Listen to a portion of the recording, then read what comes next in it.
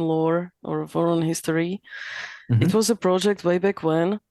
Uh, Maybe Max also mentioned it in one of the Voron's live for Switchwire. Mm. Originally, it was a project how to make Ender 3, take your box standard Ender 3 and make it able to print ABS so that you can basically slowly transform Ender 3 to be able to print ABS, like change the parts gradually so that you can use the printer to print other Vorons.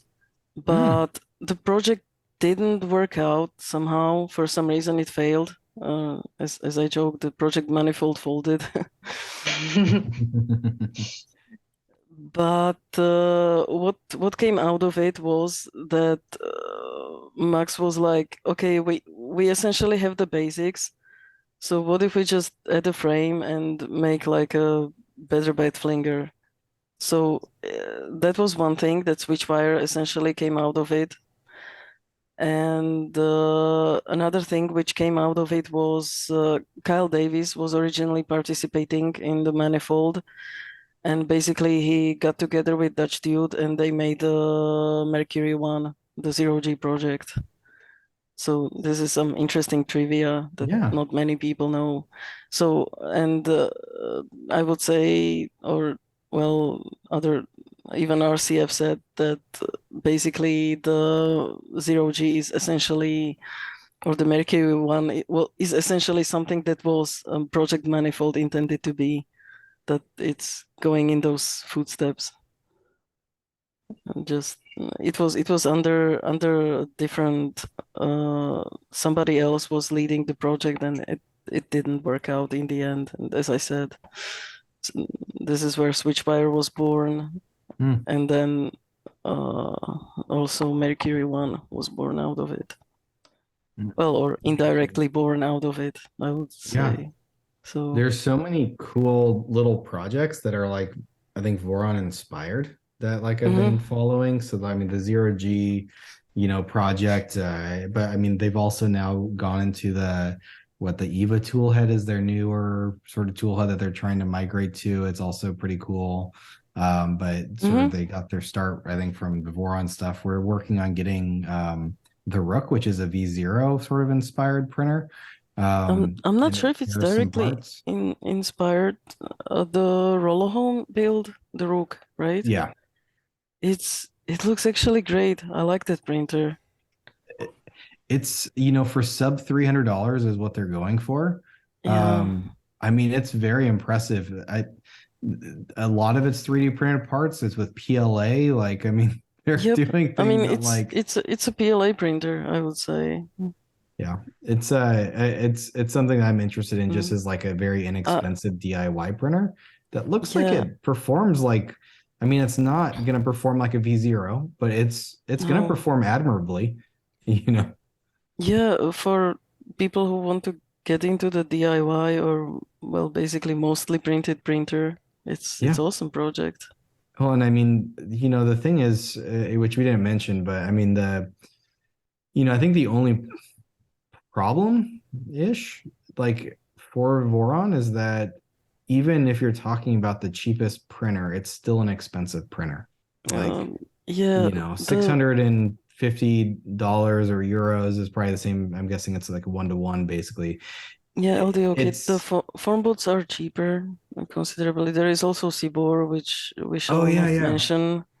Those are like Please don't 300 buy bucks it. now, right? Please, 200. please don't buy it. It's Yeah, not they a good reached out kit. to us to see if we wanted to carry them.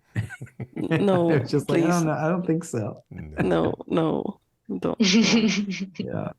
But I've seen people with their builds. But yeah, I mean, it's one of those After things. they change like half the parts. So, Well, I mean, the one that I mhm, still haven't finished was a Tech kit, and I've already swapped out a decent amount of parts. And not that it was necessarily bad on the face of it. There's just things mhm. I didn't love that I'm like, okay, I'll The switch thing is things. that Voron was actually never meant to be cheap. Yeah. It was meant to be. It started as a, I would say, alternative to more expensive printer. Yeah. like for It still half the fits that price. space, I Basically, think.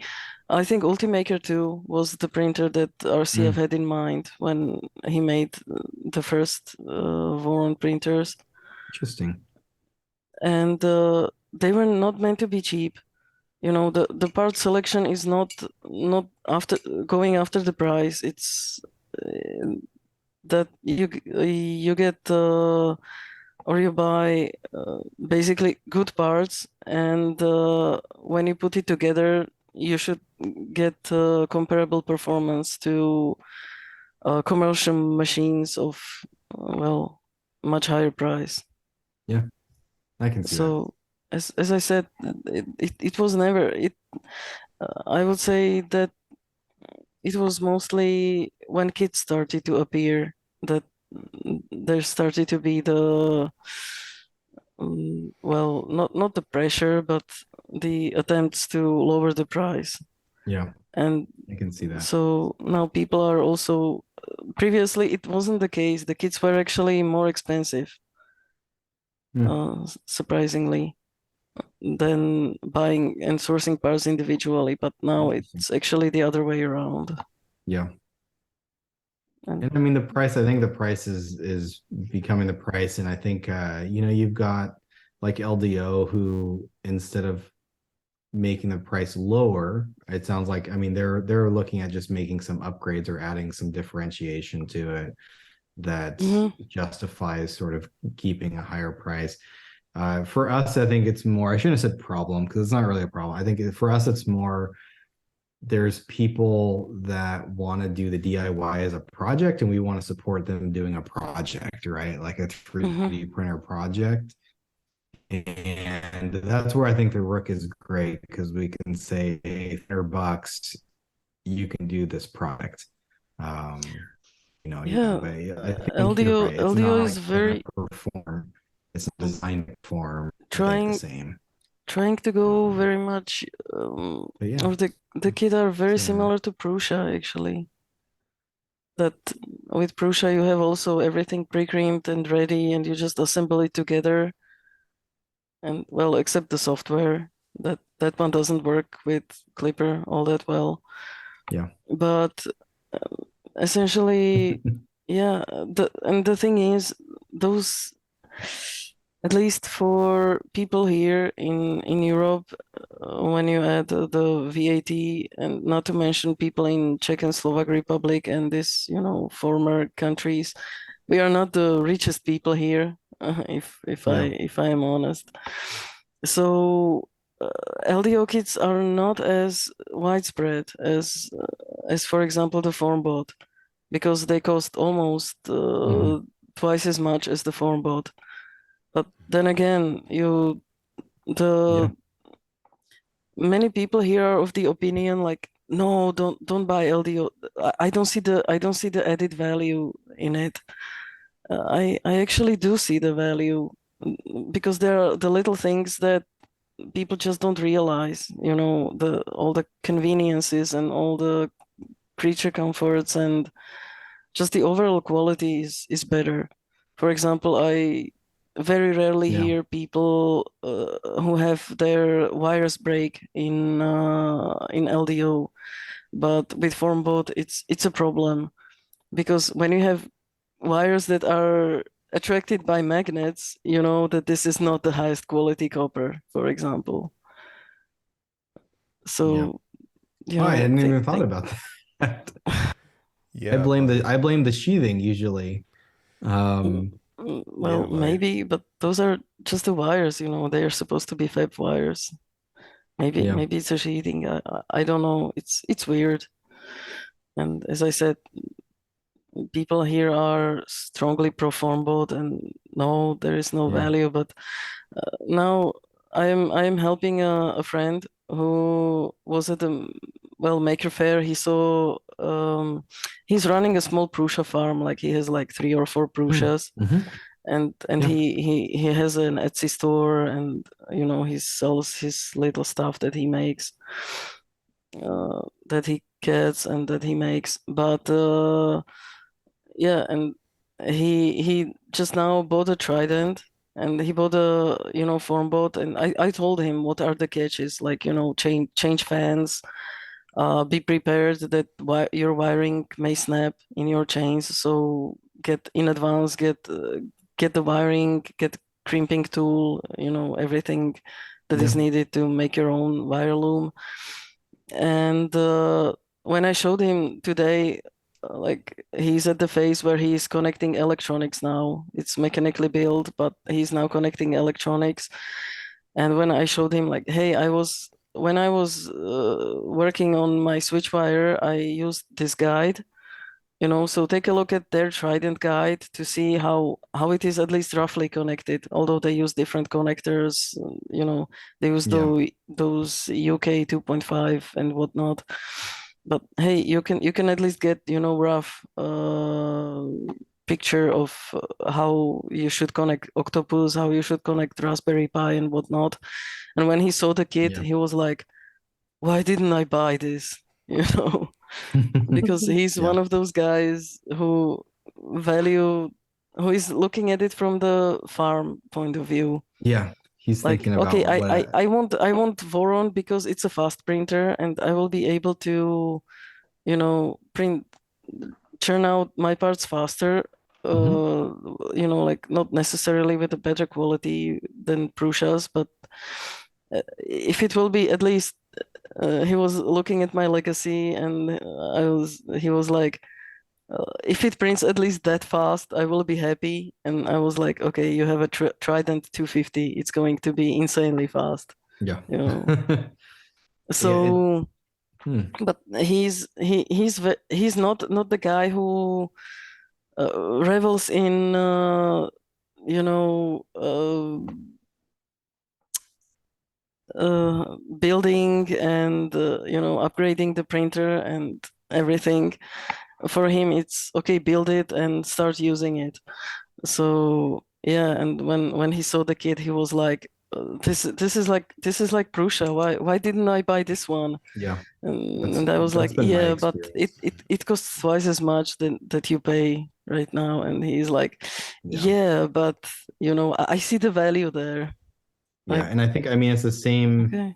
it's similar to why, like, you buy a Prusa, you could go on AliExpress, you can buy a Triangle Lab Mhm. or a Tech, a Mark III basically, and it's going to be Yeah, similar. don't buy Isaac, rather But buy you don't do it, right? No, even Triangle I will Lab. tell you, even Triangle Lab, who At we're a least, supplier okay, let's for, let's put it this way. For Triangle Lab, at least you get full metal hot end.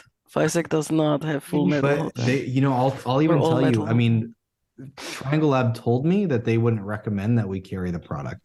Um, Uh-huh. so I think they even know that it's not comparable, like in the same thing. I think it's a good clone, but it's probably not like, they don't Mhm. think it's something that we would be happy with and we have to support our customers on. So, I mean, it's one of those things I've experienced for sure. I've only built for the LDO, I've only built the V0. But I can tell you Uh-huh. that versus the Tech, my Tech came with, there's not even like the harness is, they just give you wire. And when I bought it, it was just wire and connectors. Like they didn't I do see. anything, right? You can tell when you do the LDO kit that they've had people build it before they did the manual, and they like, took pictures, and like it's a very good guide. Whereas, when Formbot and Tech and all these guys threw it together, Mhm. like they grabbed the BOM, found all the parts that they could find and put it Yeah. together in a box, right? And then they figured it out. There is some wiring guides now for Formbot and things like that. And I think they're getting better, but it's been a lot more. You Mhm. look on Discord, you try to find pictures that people have taken of their bay, like, and try to Mhm. copy that, but there's not really, the type of guide that you get from LDO, and it makes that the very intimidating part, which that's for me it was, and I think Oh, for most people, it's the wiring, intimidating part, like wiring. easy. I think uh, when it comes, for example, to the help on Discord, Mhm. I would say most of the tickets are help with wiring or something with wiring. Yeah. That's somebody did the, you have the, what is it called? Word cloud or something. Like what's the most used word from the tickets, and it will display them. And wiring was basically like the biggest word there. Yeah. Well, it's scary because I mean you're dealing with mains power and you have the warning at the starting the guide that says you're gonna die and it's gonna hurt. I don't want Yeah, to mess that up. not only that, recently there are quite a lot of cases of 5.6 spiders, for example, not accepting firmware and not booting up properly, or I don't know why that happens. And then something is not working. Usually, people miswire something, or yeah. And if I don't count things that which are sometimes outside of the scope of the help tickets, like usually they ask for help with, which is mostly like a tuning territory rather than, like, hey, I do 25,000 accelerations at 350 speed, and I get this. Like, well, we are here to make your printer printing, not as much, offering a tuning advice for such speeds and accelerations. Yeah. I mean, And if there those are are the types of resources for tickets that that, we get. we do it, but it's not, if we just don't have a clue, then we just don't have a clue. The kids also made the thing that now everybody basically can buy a Voron in a box and assemble it and have a printer, Yeah. regardless of their knowledge or of their prior knowledge. And it's always, we always, when somebody asks, okay, is Voron the right printer for me? And when they say that this is my first 3D printer, almost always we give answer like no, like get a Prusa, get a Soul SV06, or okay, Yeah. don't get Ender 3, but get something better. And We've had Prusa Mini is some, actually a really good printer for beginners, for example. But don't Voron maybe too challenging, yeah. And I then think you'd then you have really, the, what is it, Dunning-Kruger syndrome, that people who there are also people like that, yeah. It's one of It those things. sometimes I mean, argue with those that they have their truth, and you're trying you to can't. convince them. Yeah. Yeah, We I had been printing PLA on my Ender 3. I know everything, It's There's, I also mean, I would say something. there's those people too. Like we get people that ask, is this a good printer? And it's their first one. And like you can kind of ask other questions that give you like I'm thinking like, and we dealt with some issues, but I mean, I'm thinking like we've got a guy that was an electrical engineer like by trade and like seemed like he could figure stuff out. And we're like, okay, yeah, this is, if you're up for a challenge, you don't Uh-huh. have to worry about the electronics. You're probably good at that. But like, or the people that are just, they have that mindset or for like experience, you're like, okay. But then there's the kid Yeah, on YouTube that's like 14 years old and is like, hey, I just built an Ender. Can I build a Voron? And you're like, well, those are totally different things. Built an Ender. Yeah, build, right? Like I put an I put the extrude, I 4 bolted screws in and plugged 3 in an IDC extrusions. cable. Yeah. yeah, there are, and I sometimes I see mm, that it's a miracle how those people actually build a Voron, because they have no clue how it works. I mean, yeah, probably with enough support. They got to get a lot of support, which is great that the community does that for them. But Yeah. yeah.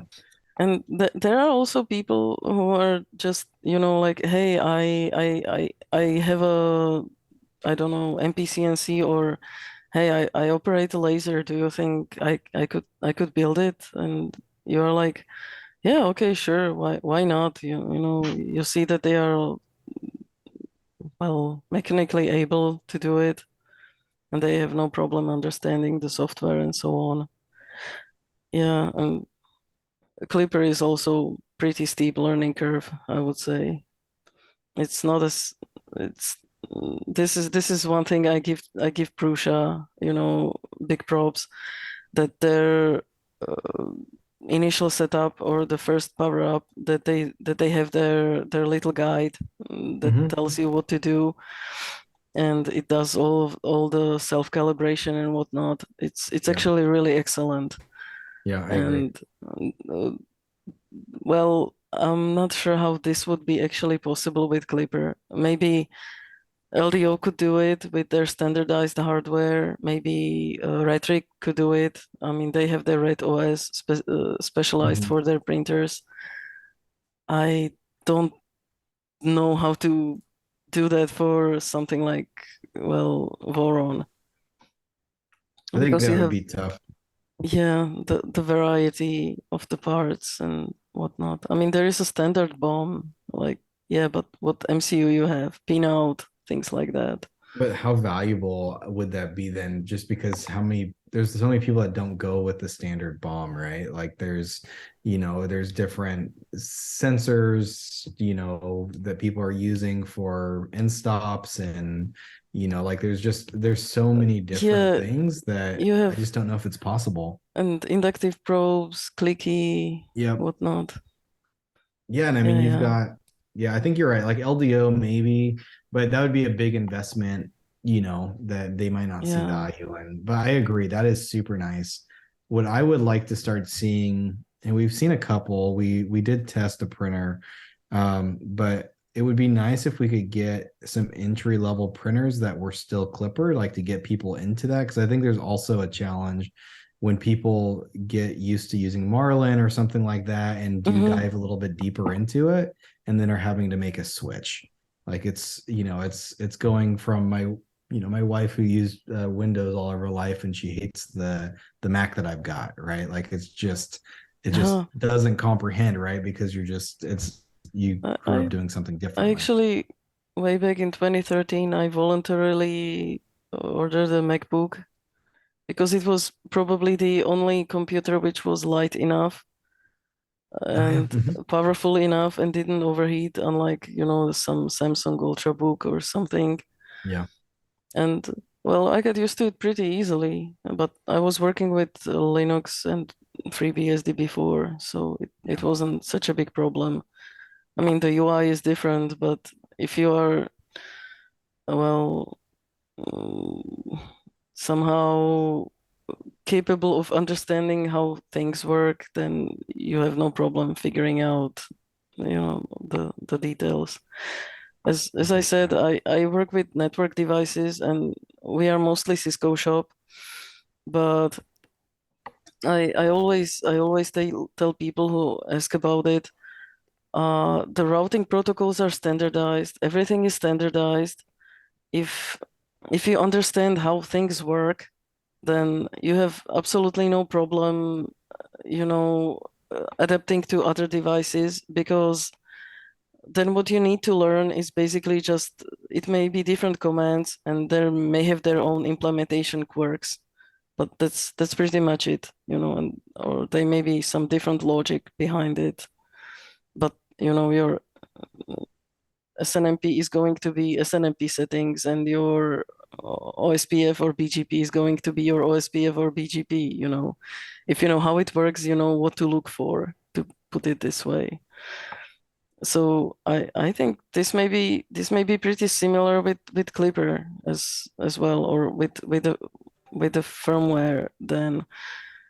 Although Marlin is different, but if you have ever dug into Marlin to compile it, well, besides just copy pasting something from the internet, and if you really start reading it and you see that, hey, they have pins, they have aliases, they have all the things which may not be then unfamiliar for you, but how many people are actually doing it? Most of the people usually download Marlin image from somewhere and use it because there are some really good images. But Yeah. Clipper has this, well, steeper learning curve to understand it.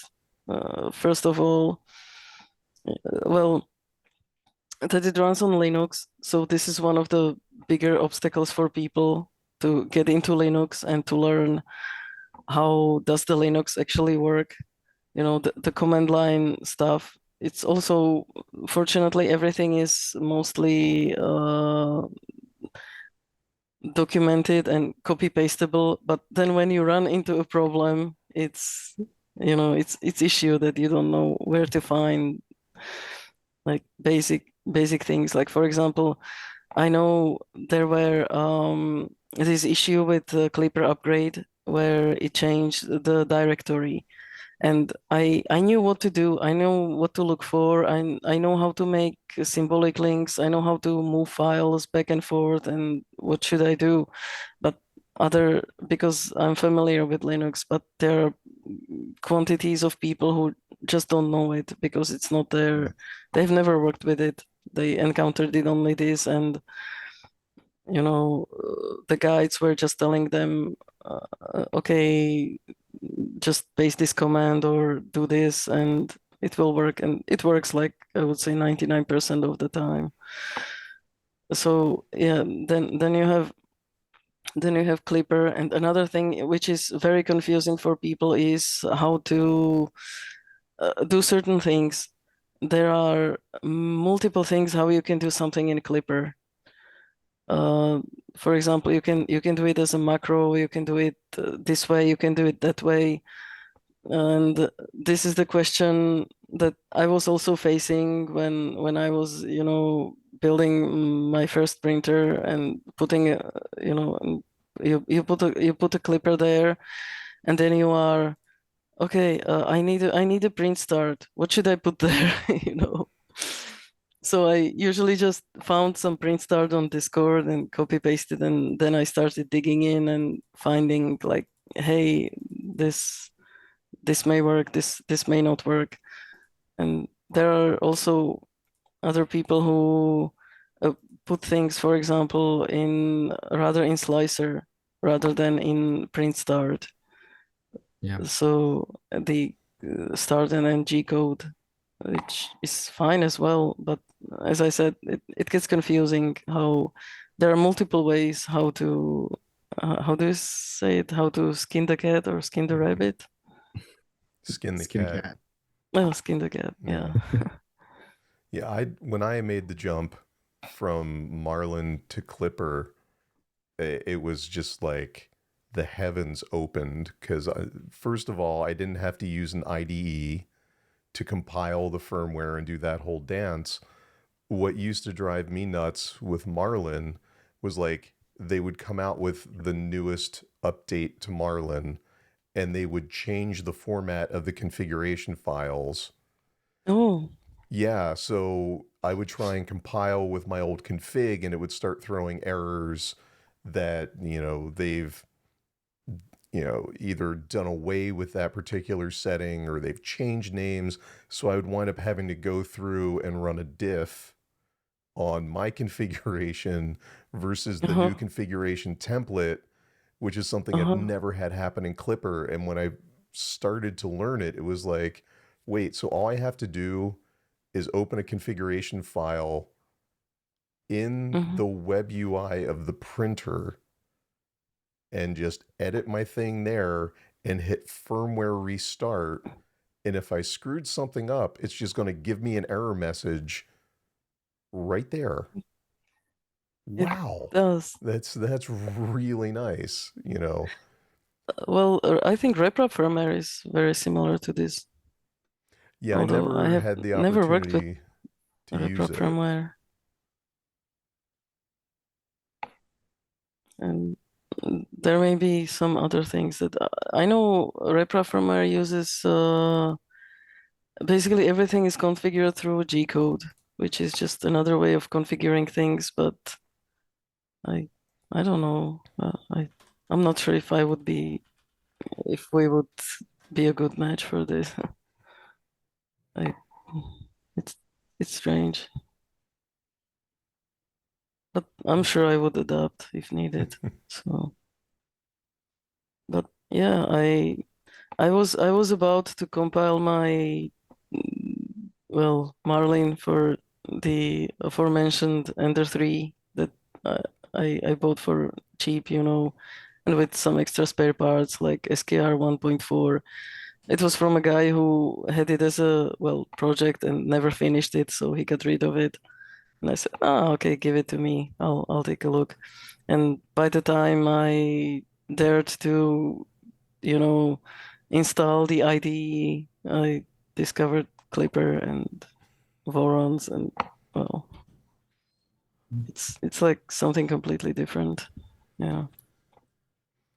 Yeah, And it's not there that there are not guides about Marlin. I mean, you have, for example, lots of YouTube channel that are doing. Chris's Basement was huge on Marlin, and Teaching Tech and so on. But also I see those guys are slowly shifting to other firmwares. Well, mainly Clipper.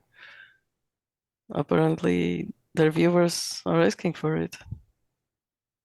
well, it's also kind of difficult when you look at the performance and the capabilities of Clipper versus running Marlin, where you really, if you want the same amount of convenience, you've got to run Octoprint on top of it.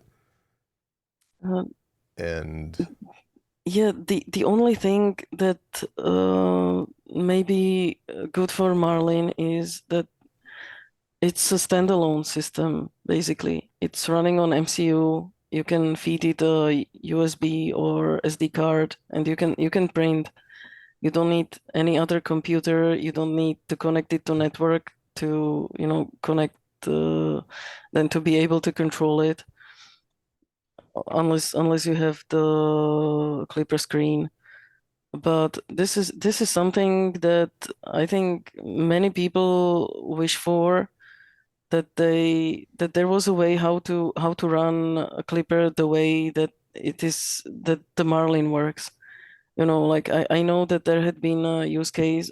Some guy was asking about it, who said that I will be bringing the printer to some conventions, and I would like to have it, as a standalone unit where I just put it on the table and I just put an SD card there and select the print from there and print. Is something like that possible? Because there won't be network connectivity. Yeah.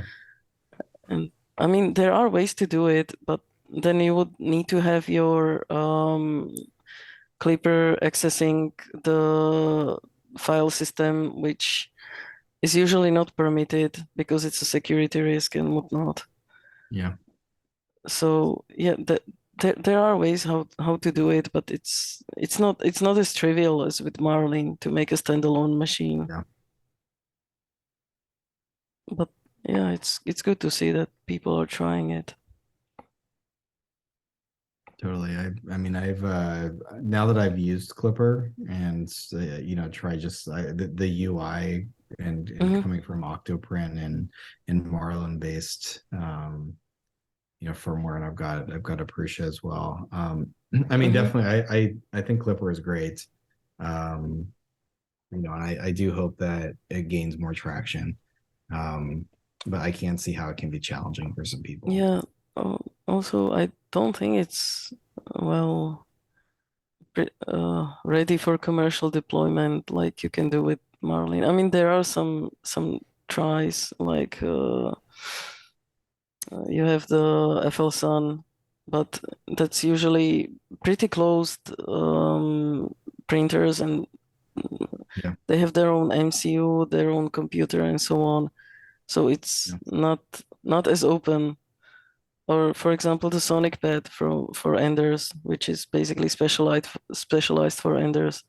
Do you know if this has been hacked to, install normal mainline Clipper there, or mainline Linux and Armbian most probably? I don't know. I never interested, because this could be a really nice alternative to, On Ender? in general, the Creality made a Sonic Pad, but it is very Oh, it is very closed.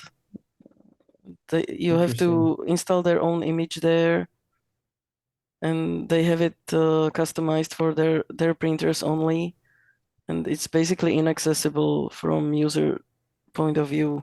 So I was wondering that if somebody buys it, if it's possible to hack it, and Oh, interesting. I you don't know, know. install Linux there and install your normal Clipper and make it work. Like Yeah. Yeah, I don't know. That would be I interesting. don't know. Maybe. Yeah, but we are starting to see. So yeah, we tested the Hurricane, which is a Big Tree Tech BQ uh product. So there's attempts at least on like even entry level printers to clipperize them and get that mainstream. I don't think that product will be the product that does it. There may be some others. No. I But think I mean that's basically an Ender.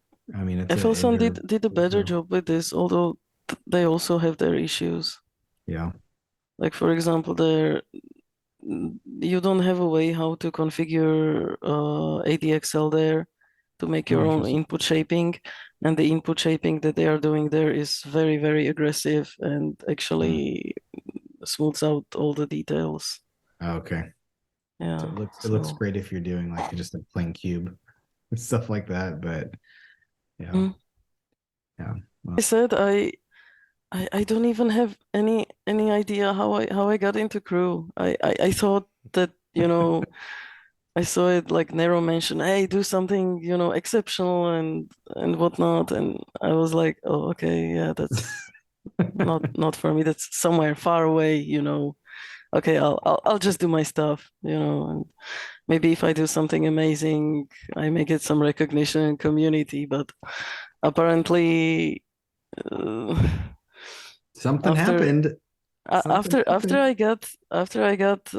I got into the crew, I found some random piece of conversation, like on unrelated, where one somebody said that, hey, yeah, I'm keeping in my eyes on Sanity, but she does not have her serial number yet. So, and I was like, but I have never interacted with the person before. I have never. Okay, maybe I had, but not outside an admin ticket or something like that. Like That's I funny. I Yeah. really I don't know. Yeah, like everybody say, oh, you're cool, you're helpful. Uh, how I mean, I don't know. you've watched some of these, and I mean, your name always comes up as someone that we should have talked to. That's why we reached out to you so early on here. Uh, I mean, you're obviously have an impact. People are drawn towards you. I don't know exactly what it is, but obviously you're seen as a great, really helpful resource. yeah, as I said, I'm not doing anything that I wouldn't be doing otherwise, regardless of my Discord color. So yeah, I was uh, I was wondering if somebody was asking if I'm trying to speedrun Discord, which was I fully embrace it actually, and I make a jokes that hey, in 6 months I will be either admin or banned from the Discord. Hey, let's see. Maybe.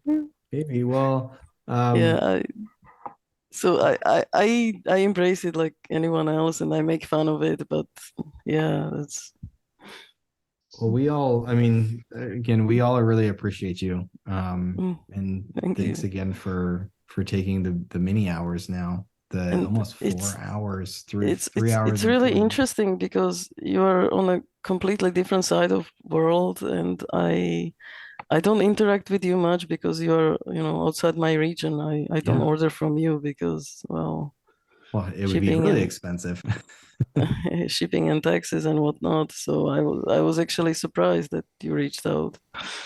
Yeah, I But mean, it's really cool that you do this series. I like to learn about other people, for example, even though I can ask an Gria like, hey, who are you? What are you doing? But still, this is something else.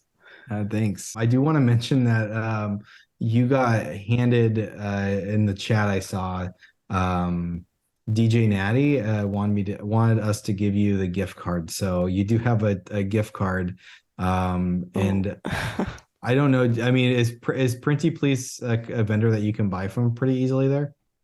They are in the UK, so there may be some small hurdles, Okay. like importing stuff and going through customs There's and whatnot.